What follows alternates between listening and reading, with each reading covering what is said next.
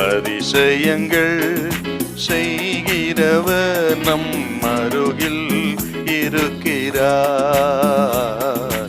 அற்புதங்கள் செய்கிறவர் என்றும் நமக்குள் வசிக்கிறார்.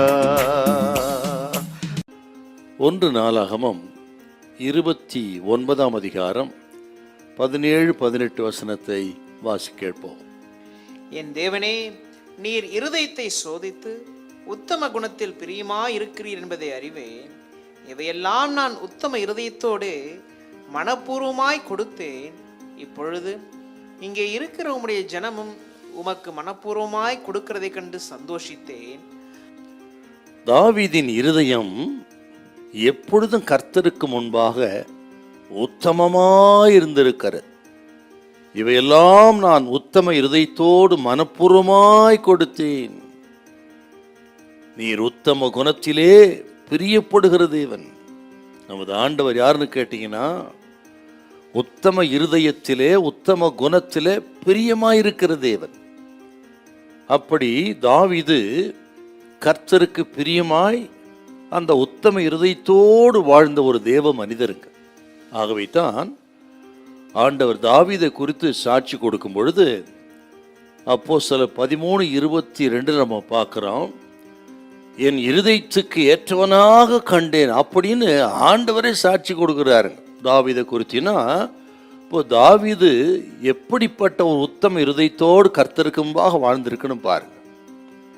ஆனால் தாவீதின் குமாரன் சாலமோனோ அவன் ஸ்தானத்தில் ராஜாவானாலும் இறுதி நாட்களிலே அவன் இருதயம் வழுவி போய்விட்டதான்.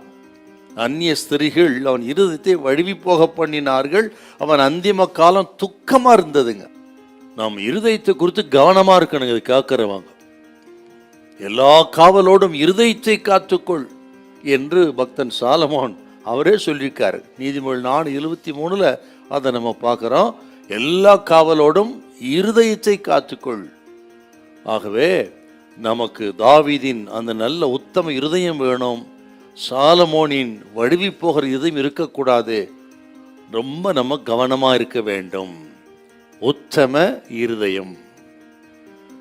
இதை கேட்கிறவங்க வீட்டில், வேலை செய்கிற இடத்துல, படிக்கிற இடத்துல, வியாபாரம் பண்ணுற இடத்துல, ஊழியத்தில் இப்படி ஒரு தீர்மானம் பண்ணணும். நான் வீட்டிலே உத்தம இருதயத்தை நடந்து கொள்வேன். நான் ஊழியத்திலே, வேலை செய்கிற இடங்களில், வியாபார ஸ்தலங்களில், படிக்கிற காலேஜ் பள்ளிகளிலே உத்தம இருதயத்தோடு நடந்து கொள்வேன். சுவாமி என்னை ஆசீர்வதிங்கன்னு சொல்லி ஒரு தீர்மானம் பண்ணுங்க.